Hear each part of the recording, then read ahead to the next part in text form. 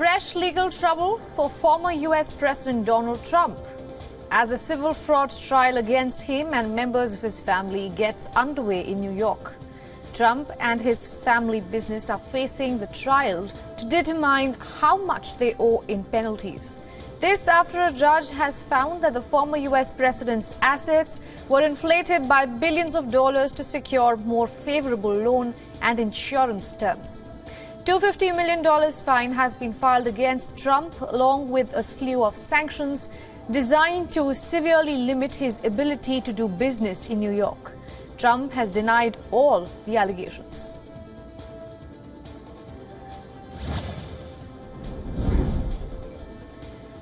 Tensions have erupted within the U.S. Republican Party. Hardline Republican lawmaker Matt Gaetz has launched a bid to oust House Speaker Kevin McCarthy. This as he accuses McCarthy to have relied on Democratic votes to pass a short-term funding extension that averted a U.S. government shutdown.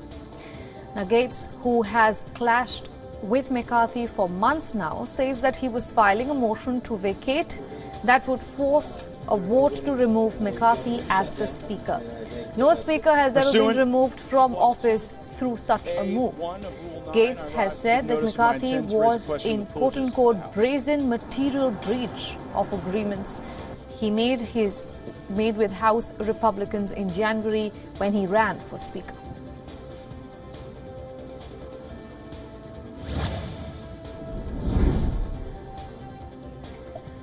European Union Foreign Policy Chief Josep Borrell has said that a new aid worth $5.26 billion has been extended to Ukraine. EU foreign ministers convened in Kiev for their first ever meeting outside the bloc on Monday.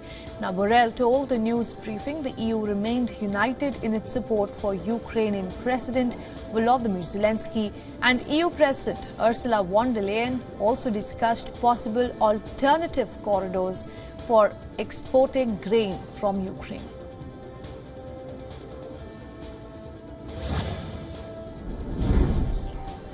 Ukraine's President Volodymyr Zelensky has called for political unity and readiness amongst the 27 member states of the EU to accelerate his country's accession to the bloc. Zelensky emphasized that a Ukrainian victory in its war with Russia depends on cooperation with the European Union. Ukraine hopes to meet a series of EU criteria for joining the bloc and has relied heavily on Western military assistance since Russia's full-scale invasion that took place in February of 2022. His address comes at the end of a busy day in the capital of Kiev, where earlier in the day he welcomed a delegation of EU foreign ministers, first in its kind.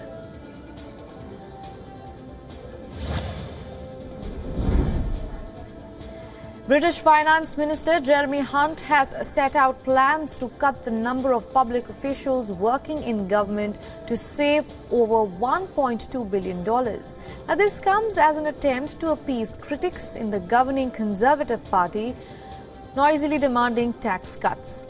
At the party's conference, Hunt sought to draw the fire of senior Conservative lawmakers, including Prime Minister Rishi Sunak's. And the Conservative Party claims that the civil service or officials who work on government policy have failed to deliver on post-Brexit policies.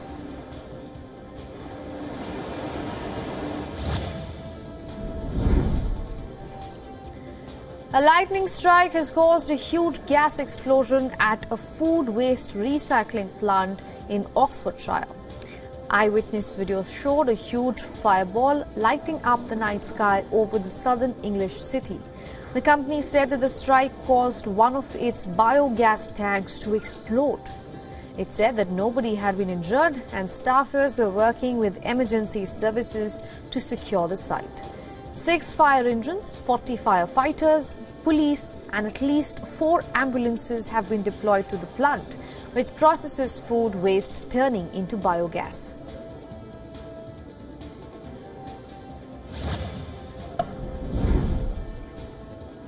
Mexican president has banned U.S. military aid to Ukraine, suggesting that it was irrational.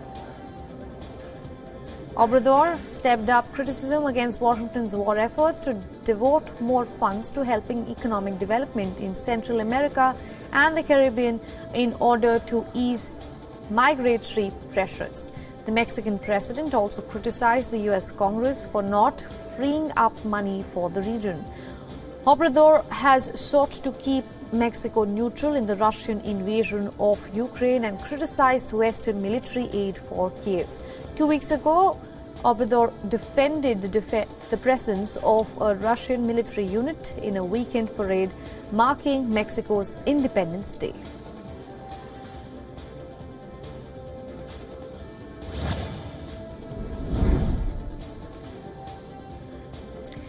Mexico has started a new government program meant to help migrants. Several hundred migrants in southern Mexico for transportation.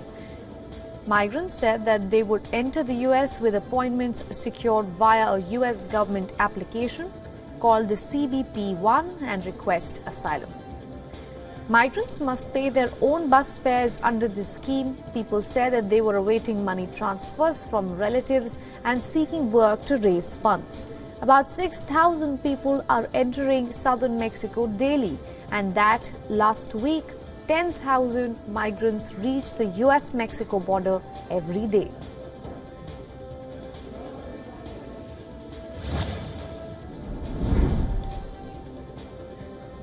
Armenia has urged the European Union to sanction Azerbaijan for its military operation in the Nagorno-Karabakh enclave. Armenia's envoy to the EU listed possible measures such as a price cap on Azerbaijani oil and gas and the suspension of EU talks on closer relations with Baku. Azerbaijani forces took control of Nagorno-Karabakh region, that is an enclave on its territory populated by ethnic Armenians. This has triggered an exodus of more than 100,000 Armenians in less than a week. Armenia has accused Azerbaijan of ethnic cleansing, a charge denied by Baku. Azerbaijan has insisted that the enclave's Armenians were welcome to remain in the territory.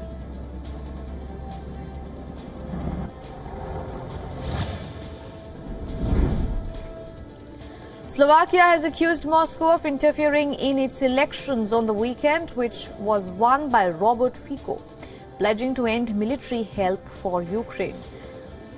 The Slovakian Foreign Ministry summoned a Russian embassy official and called on Moscow to stop disinformation activities aimed at Slovakia. Now, Robert Fico was tapped to form a new government after his party finished first on a platform that raised concerns about cracks in Kiev's western support. Slovak ministry has called out deliberately disseminating misinformation to be inadmissible interference by the Russian Federation in the electoral process.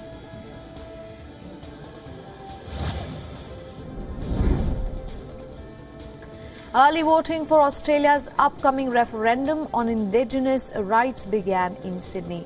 Now, early voting is now open in all states and territories. Volunteers for both yes and no campaigns were seen giving out flyers outside voting centres.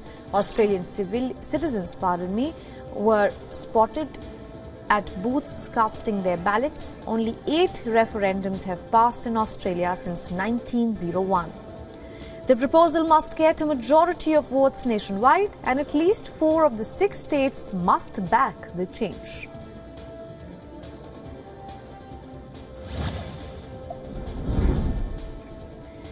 The Egyptian president has confirmed that he will stand for a 3rd term in office in the presidential elections scheduled for December.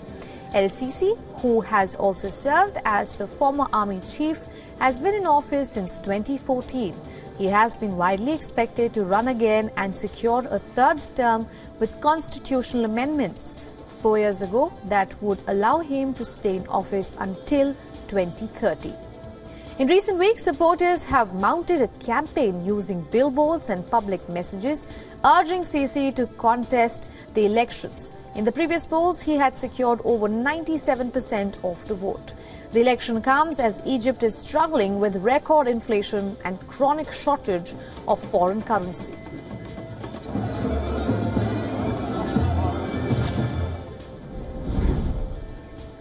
The World Health Organization has recommended the use of a second malaria vaccine to curb the life-threatening disease spread to humans by some mosquitoes. R21 Matrix M, developed by Britain's University of Oxford, will be rolled out in some African countries in early next year. It will be available by mid-2024 in other countries as well. Doses would cost around $2.50 US, and the world's largest vaccine manufacturer, the Serum Institute of India, is already lined up to make more than 100 million doses a year and plans to scale up to 200 million doses a year.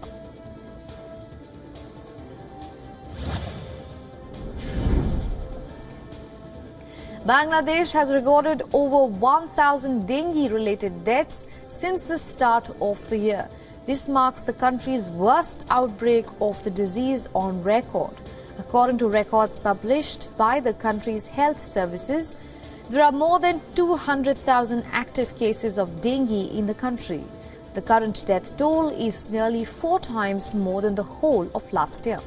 Health authorities and experts said that the majority of this year's dengue cases are from districts outside of the capital Dhaka. There is no vaccine or drug that specifically treats dengue, which is common in South Asia during the months of June to September. These are the monsoon seasons. Now, the WHO has warned that dengue is spreading faster and further due to climate change.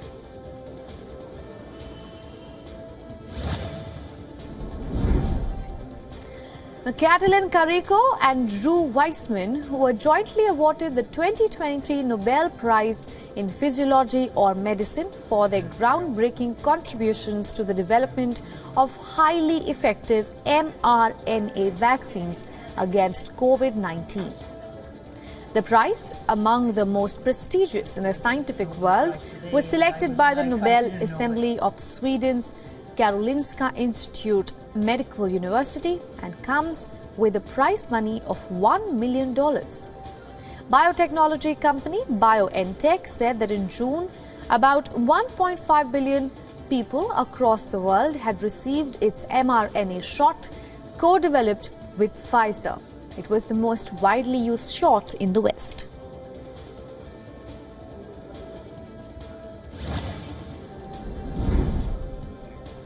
Groups of protesters blocked roads in Guatemala to demand the resignation of the Attorney General, Consuelo Porras. Now, he is accused of plotting an alleged coup to prevent the elected president, Bernardo Arevalo, from taking office. Protesters kept at least 17 sections of important highways, such as the Inter-American Highway, closed. The protests are against the raids on the headquarters of the Electoral Court. The raids allegedly tried to seize the election results in the last minute.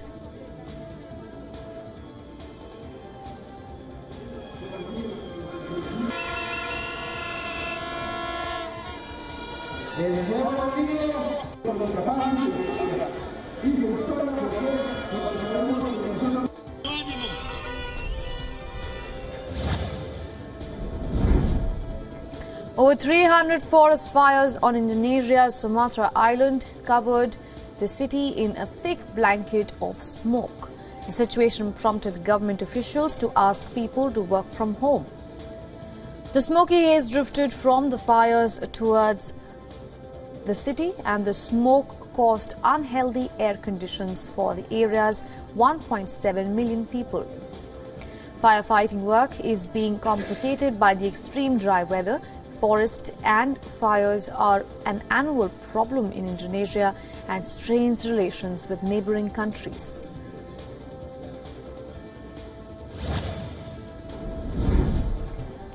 Taiwan has issued a weather alert for Typhoon Kohinoor.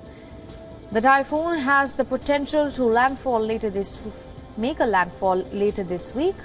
Gales and downpours are expected on the southeastern parts of the island. Local authorities in the southeastern Typhoon County listed several coastal and mountainous areas as potential hazard zones. The typhoon can also pass the island without making landfall and move westward with reduced intensity from Wednesday evening to Thursday morning.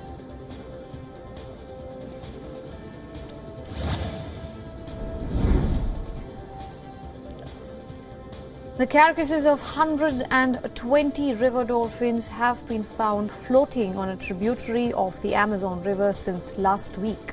It is being suspected that the deaths were caused by severe drought and heat.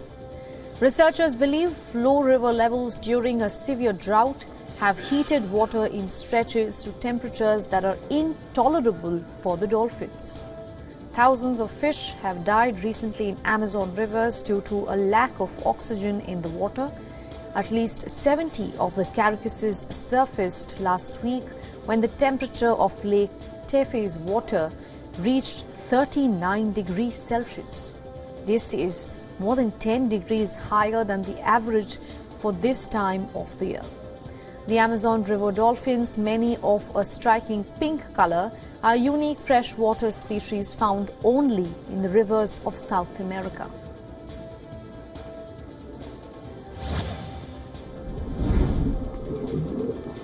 An alliance of nations committed to raise $12 billion to protect coral reefs. The International Coral Reef Initiative said that it would secure public and private investments to help conserve and restore coral ecosystems. Now, coral reefs sustain a quarter of the world's marine species. The fund will protect reefs from pollution and overfishing, but experts warned that the funding would only be a drop in the ocean unless broader climate risks are addressed.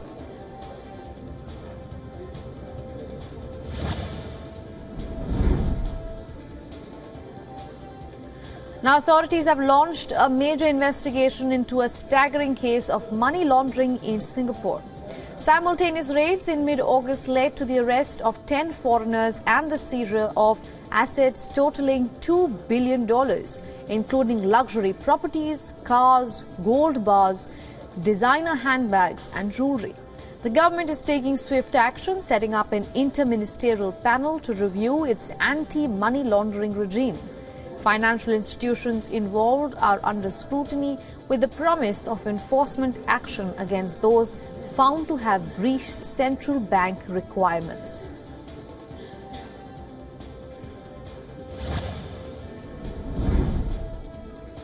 China's ByteDance is repurchasing shares from its US employees, resulting in a valuation of $223.5 billion for the TikTok parent company.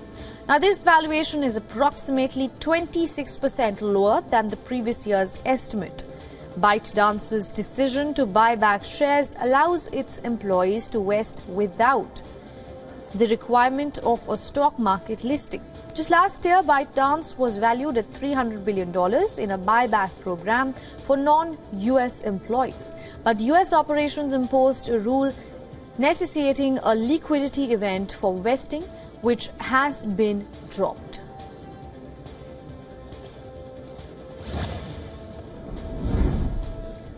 The World Bank has maintained its forecast for India's economic growth at 6.3% for the current fiscal year.